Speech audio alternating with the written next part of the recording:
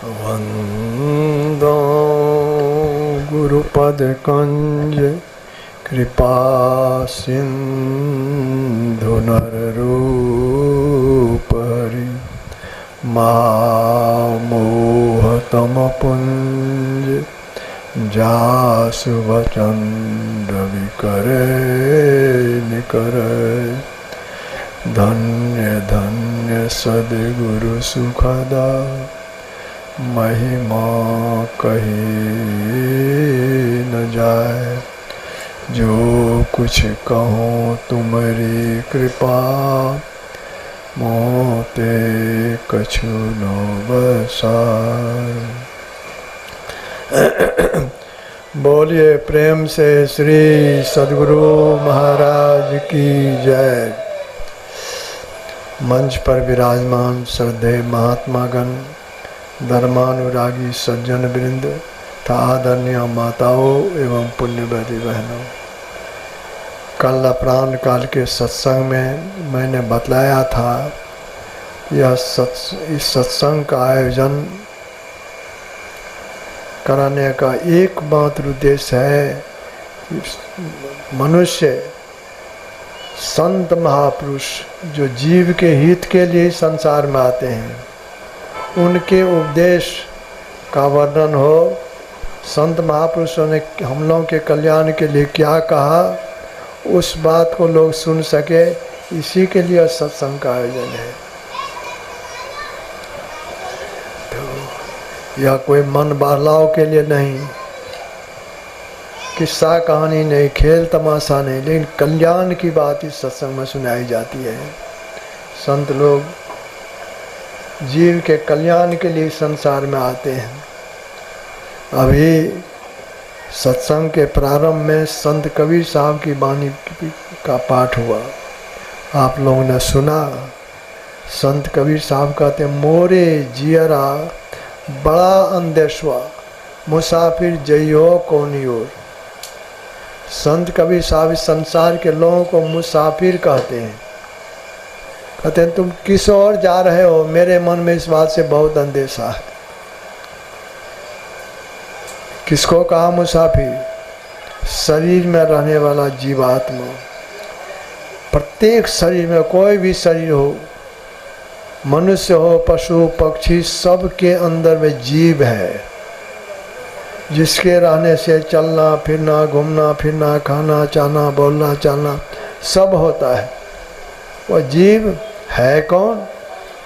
गोस्वामी तुलसीदास जी महाराज ने लिखा, ईश्वर अंश जीव अविनाशी, चेतन अमल सहज सुख राशि। यह जीव ईश्वर परमात्मा का अंश है, इसका भी नाश नहीं होता। हम लोग देखते हैं कि फलाने व्यक्ति शरीर त्याग दिए, कहते हैं ना फलाने शरीर त्याग दिए। कोई अभी कहते हैं फलाने मर गए। मरता क्या है? शरीर में रहने वाला जीव नहीं मरता। शरीर से जीव निकल जाता है तो वह शरीर मुर्दा शरीर कहलाता है। अब शरीर से जीव के निकल जाने पर या इसको रखना चाहे कुछ दिनों तक नहीं रहेगा, 2-4 दिन के बाद ही यह सड़ना प्रारंभ हो जाता है, दुर्गंध आने लगता है। इसलिए लोग क्या करते हैं, शरीर का दाह संस्कार कर देते हैं। शरीर का दाह संस्कार कर देते हैं। जीव जो इसमें था निकल गया, वो कहाँ जाता है? वह 84 लाख योनियों में 84 लाख प्रकार के शरीर है, एक एक शरीर में उसको जाना पड़ता है। माया बस जीव आवागमन के चक्र में पड़ा रहता है। आवागमन बारंबार शरीर में आना, शरीर से निकलना, विभिन्न शरीरों में। इससे निकलने में बहुत बहुत कष्ट होता है जीव को।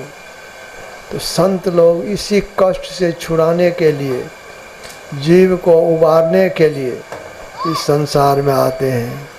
वे जीव को मुसाफिर की संज्ञा इसलिए देते हैं, अभी जो पाठ में सुना है, मोरे जियरा बड़ा अंधेश्वा मुसाफिर जइयो कौन ओर।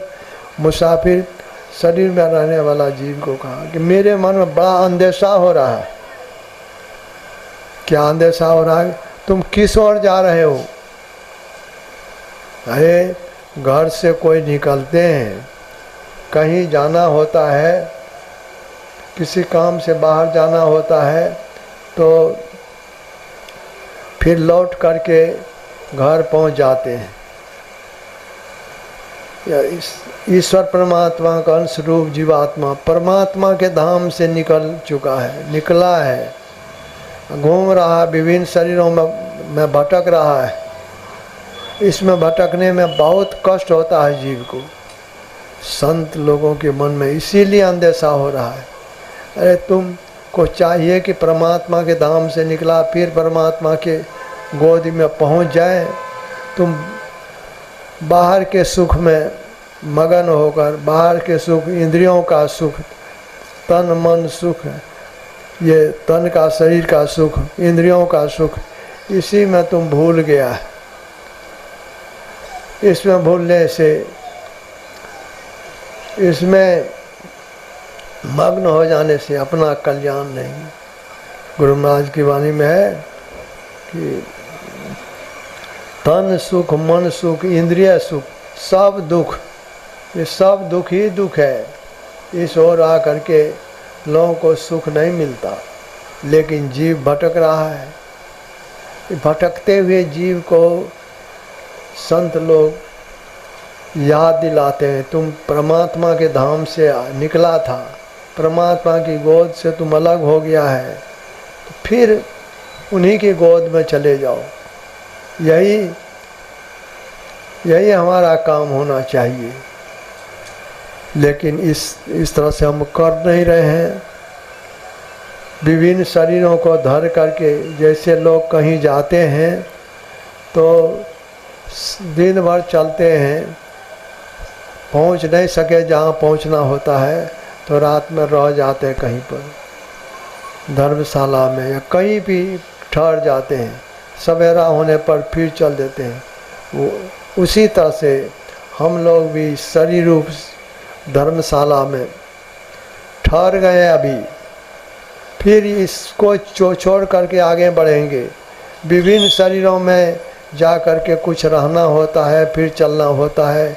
यह यात्रा हमारी कब से शुरू है? जब से यह संसार बना है, तब से हम विभिन्न शरीरों को धरकर संसार चक्र में, आवागमन के चक्र में घूमते आ रहे हैं। इसमें घूमते रहने पर बड़ा कष्ट अभी तक भोगे हैं, बहुत कष्ट भोगे हैं। तो इस कष्ट से छुड़ाने के लिए ही संत लोग आते हैं। लेकिन जीव जो उनकी बात सुनना नहीं चाहता, अभी संसार के भोगों में मस्त है, तो ऐसे जीव को देख करके संत को बड़ी दया आती है। आपने सुना ने, मोरे जियाड़ा बड़ा अंदेशवा, मुसाफिर जई हो कौनी ओर। संत को दया आती है। कहेंगे दया क्यों आती है संत को? कहा इसलिए कि संत का हृदय बड़ा कोमल होता है, बहुत कोमल। दूसरों के दुख को देख करके संत लोग द्रवित हो जाते हैं। ख्याल मत बांटिए। एक तो लोगों को कष्ट हो रहा है, बाहर के सूरज के ताप को एक कपड़ा का आवरण दूर नहीं कर पाता, लोगों को गर्मी लगती होगी। इसलिए गर्मी सह करके आप लोग जो बैठे हैं, तो बहुत बड़ा लाभ उठाने के लिए, इस लाभ को तभी उठा सकेंगे जब आपका ख्याल इस ओर लग जाए। दूसरी ओर से ख्याल आप हटा लें, क्या कह रहे हैं इसको सुनिए। कल्याण की बात बतलाई जाती है सत्संग में। तो संत लोगों के मन में अंदेशा इसलिए कि संत लोग देखते हैं दूसरे, इसको कष्ट हो रहा है, कष्ट हो रहा है, कष्ट से छूट जाए। साधारण जीव तो वह अपने कष्ट को भी नहीं जानता, कष्ट हो रहा उसी में भूले हुए हैं, झूठे सुख को सच्चा सुख मान बैठे हैं और उसी ओर दौड़ लगा रहे हैं। लेकिन संत लोग जानते हैं कि सच्चा सुख क्या है। ये इंद्रियों का सुख सच्चा सुख नहीं है, ये संसार के भोगों को भोगने का सुख सच्चा सुख नहीं है। सच्चा सुख तो परम प्रभु परमात्मा के चरणों में अपने को हाजिर कर लें, पहुंचा दें। हम प्रभु प्रभु हम एक ही होई, द्वंद्व और द्वैत रहे नहीं कोई। वहाँ चले जाए फिर तो समझ निज घर में निज प्रभु को पावे, अति हुलसावे ना। गुरु महाराज की वाणी में है, मन तू बसो तीसरो नैना, माता से चल दी जोले। लेकिन अपने घर जाने के लिए बाहर में रास्ता नहीं है, परमात्मा के धाम में जाने के लिए रास्ता नहीं है। रास्ता कहाँ से शुरू है? तो कहा मन तुम बसो तीसरो नैना। कहे रास्ता प्रारंभ होगा और तीसरी नेत्र में अपने को ठहरा लो। ये गुरुगम्य है। इस बात को साधारण लोग नहीं जानते, जो दीक्षित नहीं है सो नहीं जानते। दीक्षित लोग जानते हैं कि मन अपने प्रभु के पास जाने के लिए, परमात्मा के धाम में जाने के लिए अंदर में रास्ता है और रास्ता का प्रारंभ होता आज्ञा चक्र से। तो पहले वहाँ ठहरना पड़ेगा, तब तो उस रास्ते पर हम आगे बढ़ सकेंगे। मन तुम बसो तीसरो नैना, महता से चल दी जोरे। लेकिन वहाँ पर वहीं पर रुक जाओ सो नहीं, वहाँ से चलो, महता से चल दी जोरे। मन तुम बसो तीसरो नैना, महता से चल दी जोरे। अस्थूल नयन दृष्टिधार दो, सन्मुख जोड़ो रे। ये हम लोगों की आँख जो है बाहर में, इसमें दृष्टि की धार निकलती है। आँख से दृष्टि की धार निकलती है। ये धार जैसे अभी हम आप लोगों को देख रहे हैं, अगर हमारी आँख से दृष्टि की धार नहीं निकले तो हम आप लोगों को नहीं देख सकते। लेकिन वह धार इतनी बारीक है, उसको इस आँख से नहीं देख सकते। कहा इसी धार को अंदर में जोड़ो। बाहर में तो आँख खोल करके देखते हैं। कहा नहीं, आँख बंद करो, आँख बंद करो और अपने अंदर में दृष्टि की धारों को जोड़ो। इस कहा अस्थूल नयन दृष्टि धार दो, सन्मुख जोड़ो रे। सन्मुख अपने सामने में, जहाँ पर तुम मन तुम बसो तीसरो नैना, वहीं पर सामने में जोड़ो। जोड़ जकरी सुख मन में बैठो, गगनूरी जोड़े। और उस तरह से जोड़ सकेंगे, आकाश अंतराकाश में गमन होगा। अंदर के आकाश, हमारे अंदर भी आकाश में है, बाहर का आकाश, अंदर का आकाश, उसमें गमन होगा। किस रास्ता पर चलकर? अद्भुत अंतर की डगरिया, जहाँ पर चलकर प्रभु मिलते, उसी रास्ते पर चलने वाले को वह रास्ता मिलता है। रास्ता मिलता है उस रास्ता पर जो अपने को ठहराते हैं, दृष्टि की धाराओं को जोड़ करके अस्थिर कर पाते हैं। तो जोड़ जकरी सुख मन में बैठो। सुख मना कहते हैं मध्य की धार को, बाईं धार को इंगला, दाईं धार को पिंगला, मध्य की धार को सुखमना कहते हैं। जोड़ जकर सुखमन में बैठो, तो वहाँ पर अपने को ठहराओ, तो आकाश में उड़ना हो जाएगा। गगन उड़ी जोड़ी, जोड़ जकर सन्मुख हो, सुखमन में बैठो, गगन उड़ी जोड़े। तन संग त्याग त्याग, तन संग त्याग त्याग उड़ी ले जो, धार धरी जोड़े। वह धार मिलेगा। कौन धार? परमात्मा की ओर से मिलेगा। जैसे बच्चा को उठा लेते हैं, बच्चा पिता के गोद में आना चाहता है तो उसको दोनों हाथ से पकड़ कर के गोद में ले लेते हैं। उसी तरह से परमपिता परमात्मा की हम संतान हैं। अगर इस तरह से करेंगे, संतों की बतलाई हुई युक्ति के अनुसार करेंगे, तो परमात्मा की ओर से सहारा सहारा मिलेगा। वह सहारा वह परमात्मा का दायां बायां हाथ है। ब्रह्म ज्योति और ब्रह्मनाद ये भक्त को, साधक को अपने अंदर में देखने में आता है ब्रह्म ज्योति का दर्शन और सुनने में आता है ब्रह्मनाद। उनको सुनकर सुनत लखत सुख लहद अद्भुति, अद्भुत सुख की प्राप्ति होती है। वह सुख जब मिलता है तब जीव बाहर सुख की ओर नहीं दौड़ता, तब वह बमन के समान, जैसे कोई आदमी को बमन हो गया, उल्टी हो गई, बढ़िया बढ़िया चीज़ खाए, रसगुल्ला खाए, बढ़िया बढ़िया और चीज़ खाए, लेकिन खाने के बाद वही उल्टी हो जाए तो उसको कोई खाना चाहेंगे? कोई खाना नहीं चाहेंगे। उसी तरह से जिनको अपने अंदर में वह सुख मिलता है उनके लिए संसार का सुख बमन के समान हो जाता है। ब्रह्म पीयूष मधुर शीतल, जो पै मन सो रस पावे, तव कत मृग जल रूप विषय कारण निष्पास धावे। ब्रह्म रूपी अमृत की प्राप्ति होती है। उसकी प्राप्ति होने पर वह चुंबक की तरह जीव जो संसार में भी भटक रहा है, इंद्रियों के घाट में जुटकर इंद्रियों के सुख को लेकर मगन हो रहा है, अब इस ओर उनका भटकन छूट जाएगा। ये अभी तो भटक रहा है, अभी तो बाहर बार दौड़ लगा रहे हैं। जो छूटने वाला सुख है उसी को हम बहुत बहुत जमा करना चाहते हैं, उसी को भोगना चाहते हैं।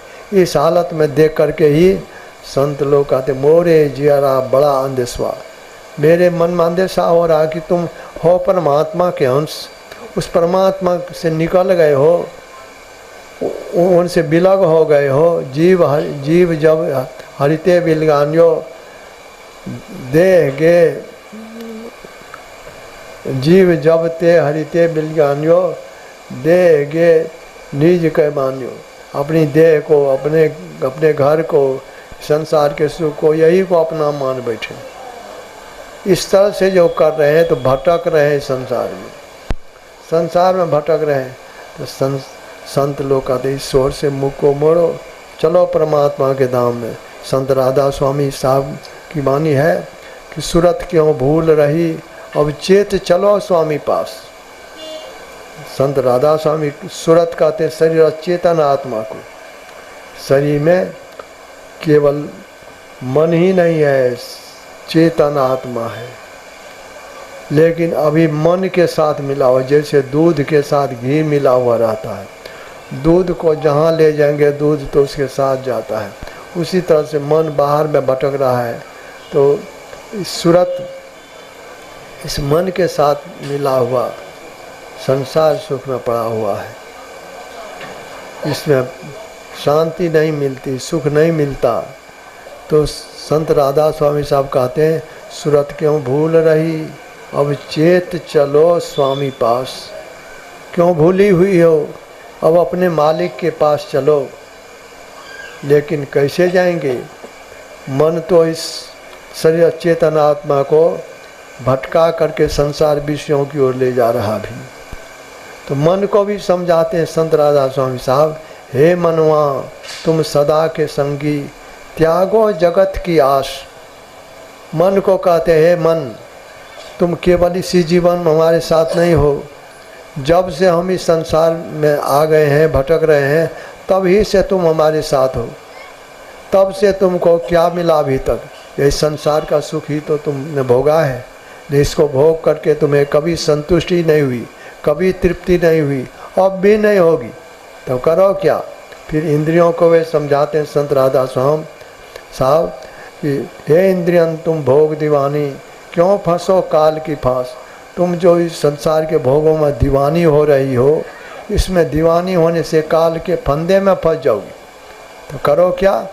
जल्दी से अब मुख को मोड़ो, अंतर आज अब विलास। शीघ्र अपने मुख को संसार विषयों की ओर से मोड़ कर अंदर की ओर करो। अंदर में क्या मिलेगा? अंतर अजब विलास। ऐसा सुख का भंडार है अपने में जो एक बार प्राप्त होने पर फिर छूटेगा नहीं।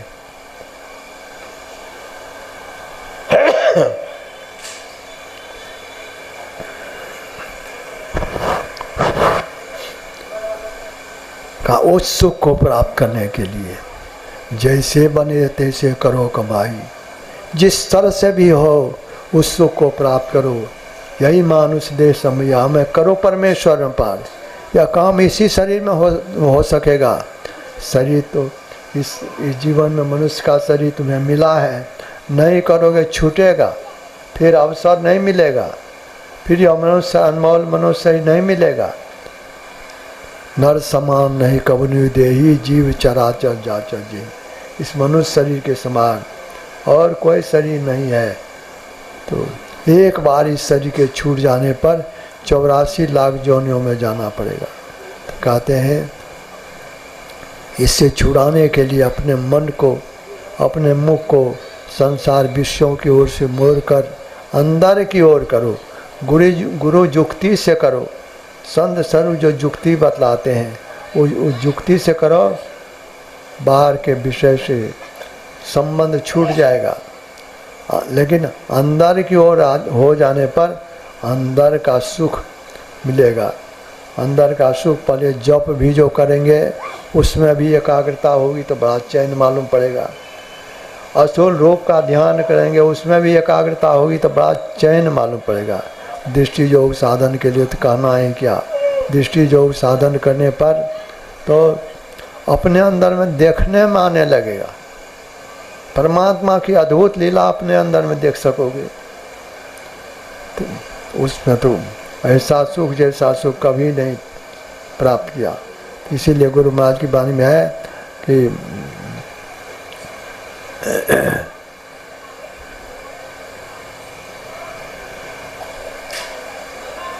गुरु जाप मानस ध्यान मानस कीजिए दृढ़ साध कर, इनका प्रथम अभ्यास कर शुद्ध करना ही चाहिए। पहले जो बतलाते हैं जप करने के लिए, मानस जप मानस ध्यान, इसको खूब दृढ़ता के साथ करो। इसके बाद जो दृष्टि योग साधन करोगे तब तुमको अपने अंदर में सुख की अनुभूति होने लगेगी। सुख देखो रे भाई, भजो भाई गुरु गुरु गुरु रूप ध्यान धरो, सन्मुख बिंदु निरेखो, सुख देखो रे भाई। कहते यह करना पड़ेगा। उस सुख को प्राप्त करने के लिए पहले जप करना पड़ेगा, फिर असूल रूप का ध्यान करना पड़ेगा, फिर दृष्टि योग का साधन करेंगे तो कहते भजो भाई गुरु गुरु गुरु रूप ध्यान धरो, सन्मुख बिंदु निरेखो, सुख देखो रे भाई। तब जो सुख मिलेगा, संसार सुख की ओर मन नहीं भागेगा। और यह एक बार इसका यह प्राप्त होने पर, यह सुख मिलने पर फिर यह संस्कार अन्य शरीर में जाने नहीं देगा। नहीं तो अगर नहीं किया तो शरीर तो छूटना ही है एक दिन, एक न एक दिन छूटेगा। लेकिन केवल कमाने खाने में अगर जीवन बीत गया तो नहीं ऐसो जन्म बारंबार। गुरु नानक साहब ने कहा नहीं ऐसो जन्म बारंबार, तब तो मनुष्य शरीर जीव को बारंबार नहीं मिलता। इसीलिए फिर वे आगे कहते का जानो जो पुण्य प्रगट हो तेरो मानो खा अवतार। तुम्हारा कुछ पुण्य रहा होगा जो मनुष्य शरीर तुम्हें प्राप्त हो गया, लेकिन घटत छिन छिन बढ़त पल पल जात न लागत बार। तुम्हारी आयु घट रही है, आयु घट रही है, केवल उम्र बढ़ रहा है। हम जो कहते हैं हम इतने वर्ष के हो गए, तो जितने वर्ष के हम हो गए उतनी आयु समाप्त हो गई हमारी। अब उतना बाकी नहीं है। जितने वर्ष के हम हो गए हमारी उतनी आयु काल के मुंह में चली गई, घटती जा रही। घटत छिन छिन बढ़त पल पल, आयु घट रही है, उम्र बढ़ रहा है, इसको बीतने में समय नहीं लगेगा। जात न लागत बार, वृक्ष ते फल टूटी पड़ी हैं, बहुरी न लागत डाल। जैसे वृक्ष से फल गिर जाता है तो गिरा हुआ फल फिर डाल में जा कर के नहीं लगता। गाछ में फल लगा हुआ फल गिर जाए नीचे तो कितना ही कोई प्रयत्न करे वह गिरा हुआ फल गाछ में जा कर के लगता नहीं। उसी तरह से जिस क्षण इस शरीर से प्राण निकल जाएगा, कोई लाखों उपाय कर ले, फिर वह जीव, शरीर से निकला हुआ जीव फिर इसमें वापस नहीं आवेगा। तो संत राधा स्वामी कहते हैं, इस बात को जानकर गफलत में मत रहो, इस बात को जानो। इस बात को जानकर संसार के कर्तव्य कर्म को करते हुए, कर्म छोड़ने के लिए कोई संत लोग नहीं कहते संसार के कर्तव्य कर्म को करते हुए परमात्मा की भक्ति सुमरन ध्यान करो, सबसे होने योग्य है, कोई इसके लिए अयोग्य नहीं। हम लोगों के गुरु महाराज ने कहा, जितने मनुष्य तनधारी हैं प्रभु भक्ति कर सकते सभी, केवल मनुष्य कर सकते हैं। अभी आप लोग आए, सत्संग वचन को सुन रहे हैं, कष्ट सह करके, धूप लग रही है, फिर भी आप लोग बैठे हैं सुनने के लिए। लेकिन आपके पास अगर गाय है, बैल है, भैंस है, कोई और जानवर है, उसको कहेंगे, कोई कहे कि चलो तुम भी सत्संग सुनने के लिए, वह समझेगा आपकी बात? वह समझ नहीं सकेगा, वह आएगा नहीं, कोई सुन नहीं सकता, उसे कोई सुना नहीं सकता, वह कर नहीं सकता। वह तो अज्ञानता वाला शरीर है। केवल मनुष्य के शरीर में परमात्मा ने विशेष ज्ञान दिया है। मनुष्य केवल इस काम को कर सकता है। संत लोग कहते हैं, नर समान नहीं कबन विदेही, जीव चराचर जाचर जेही। मनुष्य शरीर के समान और कोई शरीर नहीं है। सभी प्राणी जीव इस शरीर को पाने की कामना करते हैं, लेकिन मिलता सबको नहीं। एक बार शरीर से जीव निकल करके अन्य शरीर में चला गया, कुत्ता, बिल्ली, घोड़ा, गधा, सांप, बिच्छू, कीड़ा मकोड़ा उस शरीर में चले गए, तो अब एक एक करके 84 लाख योनियों में जाना पड़ेगा। कितना कष्ट सहेगा। जीव को मार करके जीव खाता है। अन्य शरीर में मनुष्य शरीर को कोई मारते हैं, पीटते हैं, तो उसके लिए तो केस मुकदमा है। किसी बकरा बकरी को कोई काटते हैं, उसका मांस खाते हैं, उसके लिए कोई केस मुकदमा, कोई कोर्ट कचहरी है? कहीं कोर्ट कचहरी नहीं। जंगल में रहने वाला एक जीव दूसरे जीव को मार करके खाता है।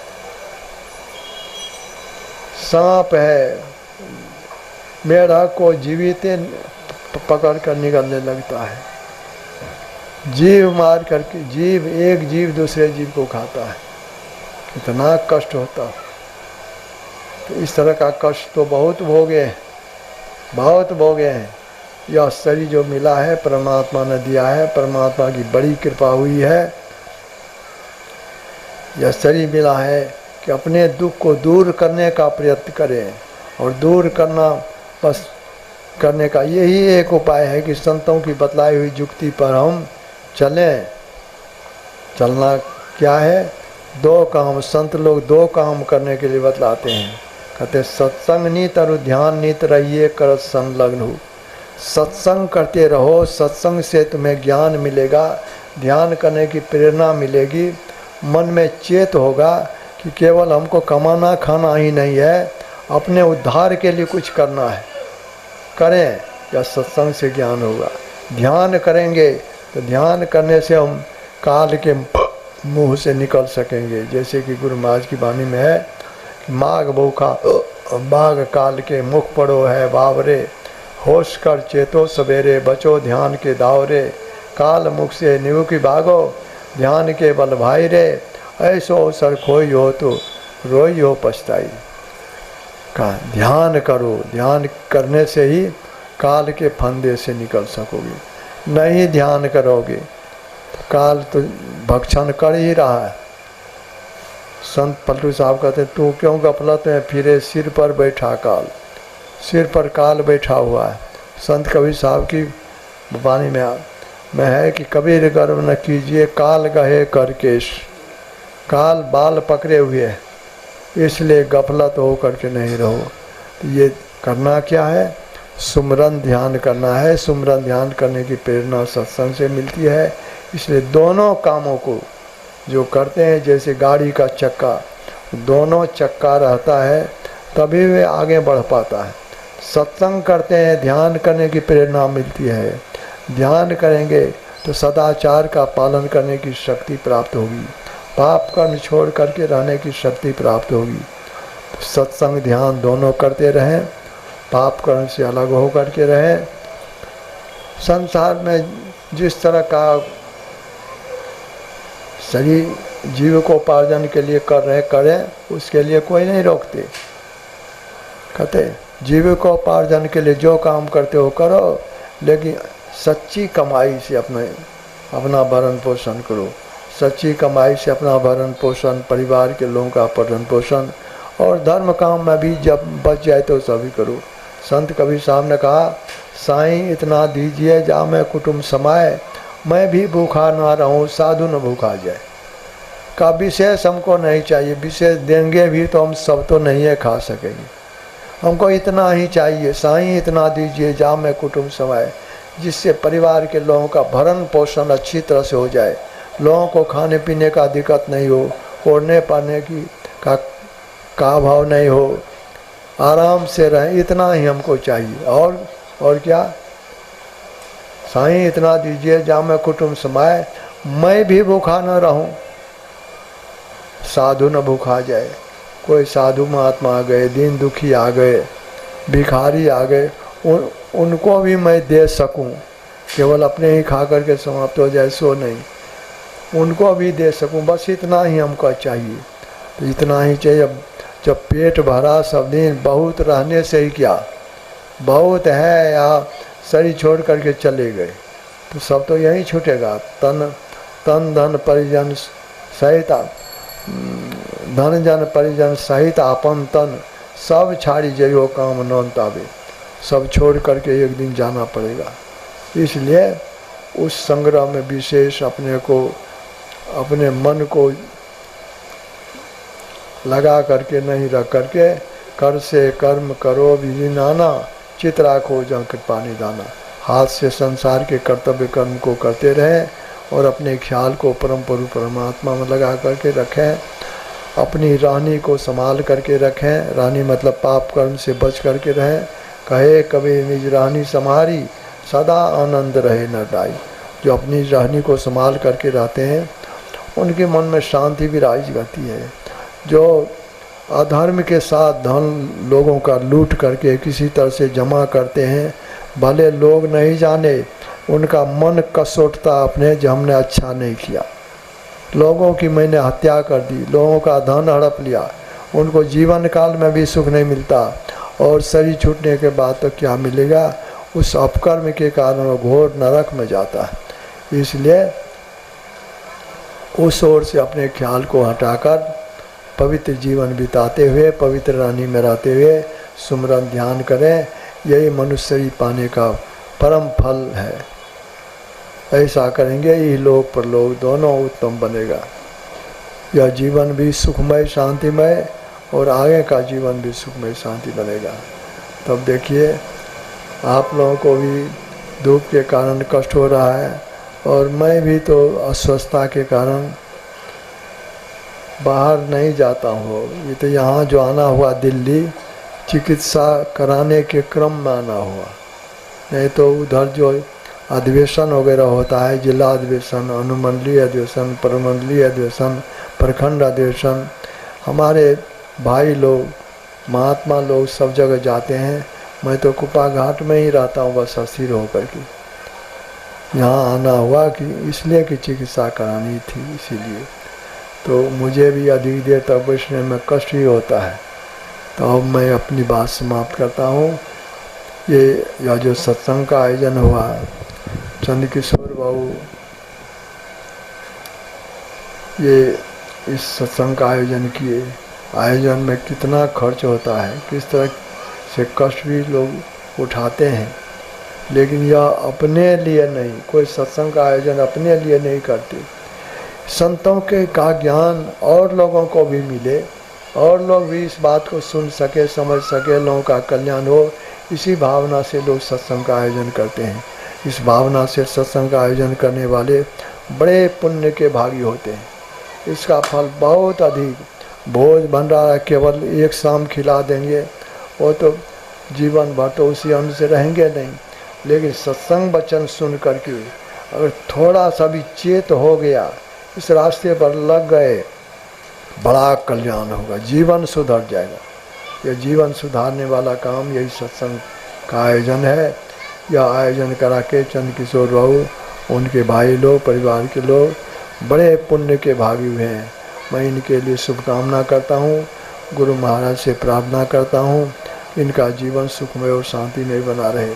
और आप लोग जो घर के काम काजों को छोड़कर सत्संग में बैठे हैं, अभी देखता हूँ कि ऊपर से सूरज की गर्मी लगती है, इस हालत में भी आप बैठे हुए हैं कष्ट सह करके।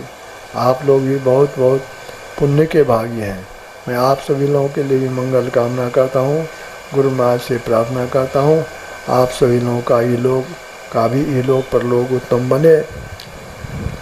इन्हीं शुभकामना के साथ मैं अपनी बात समाप्त करता हूँ। बोलिए श्री सद्गुरु।